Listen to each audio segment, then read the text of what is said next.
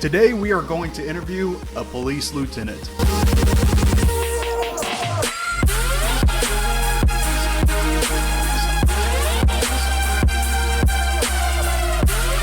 Hey guys, what's going on? I hope everybody is having a fantastic weekend so far. I am here with my buddy. I'm going to call him LT for privacy reasons, but he is a police lieutenant. He has agreed to join me today, and I actually took kind of a public vote on what you guys wanted to ask him. So we're going to go down the list here of some of the most upvoted questions for him. All right, first question comes from Tier Talk. Have you ever had to discipline an officer even though you personally thought the officer was in the right? There's different kinds of supervisors. I personally try not to discipline officers unless it's absolutely necessary. And especially in law enforcement, you create a situation where every time an officer does something wrong, you want to discipline that officer. And now every time the officer feels like they make a mistake, they're going to get in trouble. So what do?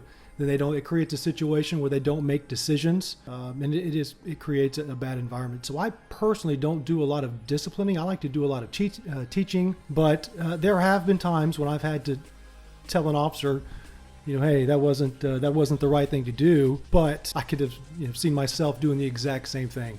You're out on the scene and you've got someone who's just got a smart mouth, very disrespectful, and maybe the officer lost his cool and put that person in their place. And while you're not supposed to do that kind of stuff, at the end of the day, It happens. It happens. All right, and one more thing I want to bring up to you guys before we hit some of these other questions. Lieutenant was actually my supervisor when I was in CID. He is hands down one of the best supervisors I've ever had. Next question from Adrian Martinez. What are the pros and cons of becoming a lieutenant? Depending on what agency you're with, most of the time it takes a while to become a lieutenant. So you have to put in your time. So I've been policing with our current agency for about 13 years, and I've only been a lieutenant now for the last couple. So you've got to put in your time. But the good thing about that is I don't get stuck doing a lot of the grunt work. I hate to say it like that, but a lot of the entry level stuff, taking reports. Now I'm not too good for that, and if I have to, there's nothing wrong with rolling up your sleeves and getting to work. But for the most part, you've been there, you've put in your time, you've put in the work. And it's nice sometimes to be able to sit back and not have to catch every single call or put up with all the the BS on the street that you have to put up with, or what have you. But one of the biggest cons about becoming a lieutenant is just the fact that you're liable for a lot more. And if you make a decision and you're wrong, ultimately, that decision ends with you. And so you do take a lot of responsibility, and that can. There's pressure there, no doubt. So next question is from Joseph. What's the difference job-wise between a sergeant and a lieutenant? A sergeant, a lot of times, is the guy out on the road, backing up officers up on calls, taking complaints that are in the field, maybe whether it be an officer to complaint or somebody wants to speak to a supervisor because they're not happy with the outcome of whatever situation. So a sergeant, a lot of times, is out there with his guys on the road, rolling up their sleeves, putting in the work, and it's a much closer relationship with all of the other officers out there on that particular shift. Yeah, that's very true. A lieutenant, a lot of times nowadays, is more of an administrative job, especially if you're in a bigger agency. There's things like payroll to be done, maybe an officer write-up that needs to be done, maybe new policies and procedures that are coming out, or maybe some training. So a lieutenant, a lot of times, is more of a desk job. Or can be at times, because there's a lot more of the administrative stuff that needs to be done, and they take care of that. Where the sergeant will be out, riding beats, backing up officers on calls, taking care of complaints in the field, stuff like that. Yeah, and another thing to keep in mind, guys, like LT said here, the higher in rank that you go, the more political also it becomes, and I would see that as another con of becoming a lieutenant. Or a captain, I'm sure a captain's even worse. The higher up in rank you go, the more political it gets. The lower in rank you are, the more, as he said, grunt work there is. So there are actually officers that have been officers for 20 to 25 years, and they want to stay at that low level. They don't put in for sergeant, they don't put in for lieutenant because they enjoy working the road. Other people want to advance their careers. They get different certifications to climb the ranks. The politics sometimes It's a lot, especially depending on where you work. That has to go. And it gets old. It's really frustrating, especially when the game is stops certain things from happening that officers need or officers want, or it stops changes being made that would benefit the department. And so it is very frustrating. And it's a great point. One of the hard parts about supervising is a lot of times you're caught between a rock and a hard place, because when something comes down from a upper echelon and you're having to enforce this new action or new policy, a lot of the officers see you as the problem. They understand that it comes from above them, but you're the one enforcing it. So it's hard to form a personal and professional relationship together with the officers. But at the same time, like you and I have been friends for a long time, I understand the difference between personal and business. So I know when I'm at work, I don't ever call him by his first name. I respect his rank. And when we're off, we bullshit. There's been times that he's had to correct something I've done. I don't take it personally. You have to understand that separation between a professional environment and being off duty. It's a great point. And not all officers can do that. So that is true. They take it way too personal sometimes. So. Mm-hmm. Next question from Austin Howard. What is the scariest situation you've been in on the job? Scariest situation? That's a good question. I've been in some car chases. People don't realize how dangerous car chases are. Vehicle pursuits, that what they see on TV and they think it's so much fun, which it is fun, don't get me wrong, but it can get very sticky when you're doing 100 miles an hour and it doesn't take the smallest little thing. After the fact, you stop and think to yourself, wow, had that this could have gone I was in a car chase one time when there was a horse, someone riding a horse that came around sort of a big curve. It wasn't a sharp curve, but nonetheless, they didn't come into view at the last second. And when I was, you can't just slam on your brakes and make some, rash decision, because then you're going to end up having a wreck. So you just kind of merge over, you're careful, and you kind of hold on, and you hope the horse, doesn't just get scared from the siren and take off in front of you. In this case, the horse started to rear up and it kind of bucked. And I thought that, it threw the person off for a second. Luckily, nothing happened. The guy we were chasing he was a convicted felon. He was wanted. He was from parole. He was actually wanted. So he was a bad dude. So we needed to catch him. But so that was pretty scary after the fact. When you look back to what could have happened, I'd say some of the most scary situations is when you know that you're about to kick in a door, maybe on a search warrant, and the guy's house is a bad dude. He's got guns, he's got dope, what have you, and you never know what's going to happen. Those are pretty tense situations. So I'd have to say between the car chases and kicking in someone's door, it doesn't get much tighter than that. That's true, and a lot of what LT does is, without going into too much detail, a lot of it has to do with gangs and violent crimes and things like that. So it's not just. He doesn't ride the road very often anymore. Now most of his stuff is dealing with high-level people in this local area, trying to find, some of the most dangerous gun runners and drug dealers and stuff. So he definitely has a very dangerous job. Next question from Sam Elk. What level of peace officer license do you need to be an LT? For the sake of understanding, we'll call it certification level. What certification level do you need for LT? Well, it's a good question, because really in the state of Georgia, all you need to be any supervisor is you have your basic peace officer certification. But as time has gone by, and I see this on the horizon, and it's great for law enforcement, is it's a profession. And what I mean by that is, you put into it what you're going to get out of it. And if you put in the work and you educate yourself, you continue that education, you strive to be a supervisor, maybe an administrator, you can have a really long, positive career. But in order to do that, now you're going to have to really step your game up, because there are intermediate certifications, mm-hmm. There's advanced certifications, and you have to go back and take more classes, and you have to meet requirements to get these other certifications. So through the state of Georgia, they also have supervision certifications, they have management certifications. And so there's all these things you can do now, to better yourself, to be better equipped to handle, the job. And so you can, just the basic peace officer certification is all you need. Mm-hmm. But a lot of bigger agencies, and like I said, on the horizon, I see that now they're making it mandatory to have some of these other advanced certifications, which I think is good. I do too. When LT mentions education, it's not just for ranking up.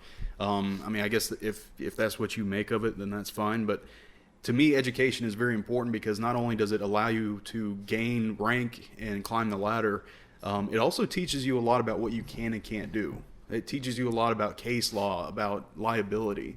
And so it's not just about ranking up, it's also about saving your ass from personal civil suits. Yeah, a lot of times. Absolutely. And keep in mind, guys, for each one of these levels of certifications, there's like a breakdown of classes that are associated that you have to complete. It's kind of like a checklist. Like you might have 5 or 6 classes plus a certain amount of college time to be able to achieve your intermediate certification, and then, with your advanced classes. Next question from NFH. What is the dumbest thing a trainee or cop has ever done in or out of your department? Where do we start with that one? Yeah, where do you start? You guys, you would be amazed at just the stupid things that cops do. Let me make something very clear. Cops are human beings like everybody else. And if you don't think that, police officers have the same marital problems, the same addiction problems, the same, anger or temper problems, if you don't think that we're not broke and have, your cars break down, your kids get into trouble, that's important to understand, because, you never know what's going on in someone's life. And there's a lot of things that could be thrown your way where you never would imagine yourself in a certain set of circumstances, and all of a sudden here you are. And that's called life. And we can't mix that up with the job, because at the end of the day, being a police officer is a job, and so you have to understand that. And so sometimes the stupid things that police officers do can be a result of, maybe, an officer's going through a divorce, or maybe he's fallen on hard times and, he loses his temper, whatever. Some of those things can occur just because it's life. But we have seen officers do some really stupid things, and you just sit back and wonder, like, what were they thinking? Mm-hmm. What were they thinking? And that, we've had officers get in trouble for stealing stuff, for committing theft, for stalking. In the heat of the moment, I think, actually the Georgia state law, we have the, heat of passion. Mm-hmm. Sometimes that, you do stupid stuff in the heat of the moment, and it is what it is. Which doesn't make it right.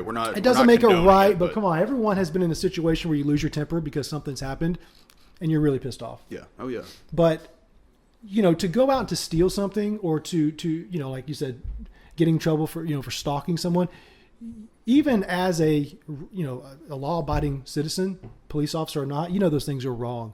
And it's like, don't do those kind of things. It's very simple. And then some of the things you look at, these people, it's like, how did they, what did they think was going to happen? Yeah. They didn't even protect themselves. They didn't even try to keep it a secret, or it's just like, wow, what, in the broad daylight, in the wide open. It's like they just don't care. They just don't care. Yeah. So it's really, there's been some pretty stupid things. To nail down one thing would be pretty hard. Next question is from Devin Q. Do you see a difference in how people treat you based on your rank? Some people, I don't get caught up in the whole rank thing. I do it because I want to lead people, and to be an example of what's right. Just because at the end of the day, if I'm not doing something and trying to better myself on the human being level, I feel like I'm not, living up to my potential. So that really has nothing to do with, wanting the rank. That's just in life. You stay busy, you keep building, you learn from your mistakes, you get better, and you put one foot in front of the other, and you keep moving. I don't get caught up in, I'm a lieutenant, so you're going to treat me some type of way. Yeah. That's just not my style. But we do have people that are like that. Well, absolutely. There's a huge difference between being a boss and being a leader. And we have plenty of bosses that have that do as I say, not as I do mentality. And that's fine for the military. And even though this is a quasi-military organization, you're just going to turn people off, when you have that sort of mentality. And like LT was saying, it's good to have that leadership quality, because the people that work under you, you want them to be like you in a sense, or to want to be like you anyway. So I think encouraging your guys, trying to motivate them when they come to work, getting everybody all hyped up, and setting a good example is a good way to form that leadership role. How people treat you is based on, the respect that you have earned. Like you were saying, there are people who beat on their chest because they have the rank, and they demand the respect, or they demand you to treat them some type of way. And those guys, everyone knows who those people are. We don't have to sit here and explain that. Do you command it? That's how I look at it. Do people treat you differently because you have earned their respect? And have you commanded that respect? And that's, at the end of the day, that's what I try to do. I try to be the guy that, people are going to treat me based on how I treat them and based on what I've earned. And that's really how it should be. Yeah, absolutely. And honestly, I think that it doesn't even have to be in a leadership role. You know, it doesn't have to do with Absolutely. rank. For those of you watching that want to become police officers someday, that's a value that you should have now. You know, you should want to become a police officer. Don't become a cop because you want a gun, you want a badge, you want to take people to jail. Become a cop because you want people in the community to look up to you.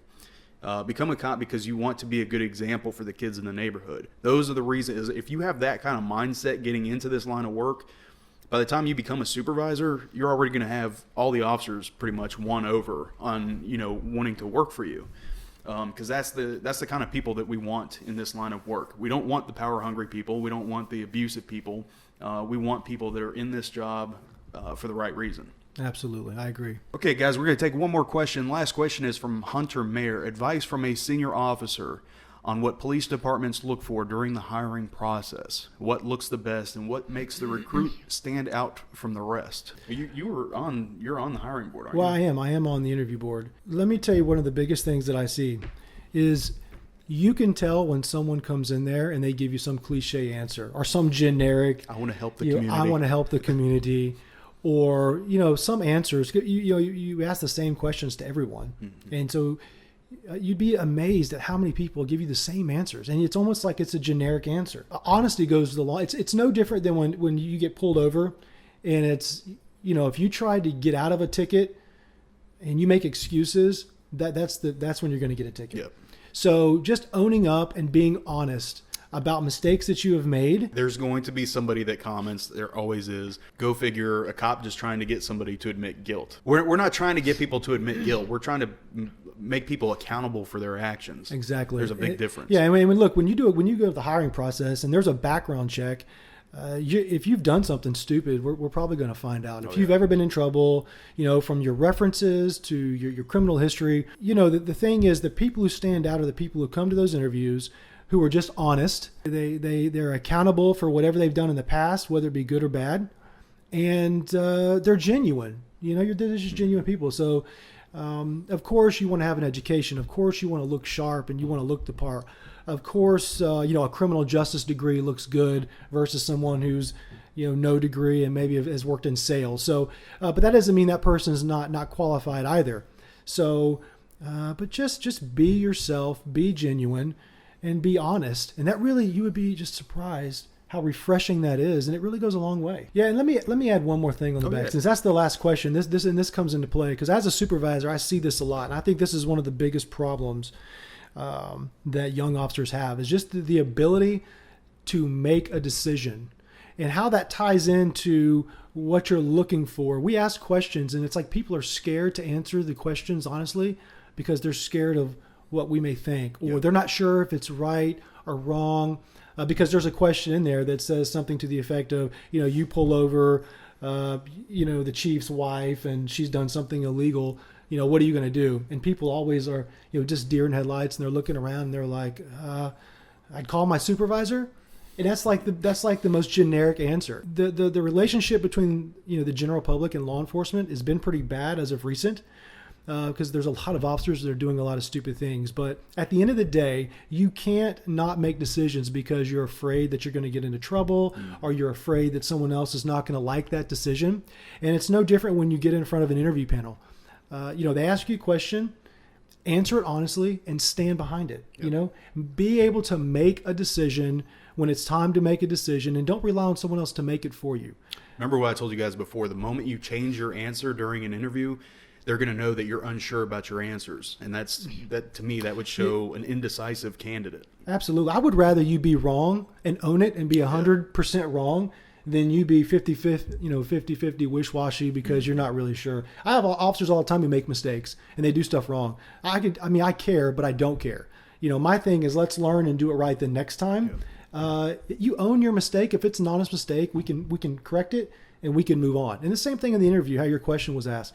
You know, just be honest, be genuine, and own it, and you'll be absolutely fine. Guys, that is it for today. Thank you so much for joining us, LT. I appreciate you being here, buddy. But anyway, guys, I hope you enjoy the rest of your weekend. Thank you so much for joining us. By the time I get this video out, it's actually probably going to be Monday or Tuesday. So either way, enjoy your week. I hope everybody has a fantastic one, and we will see you guys very, very soon.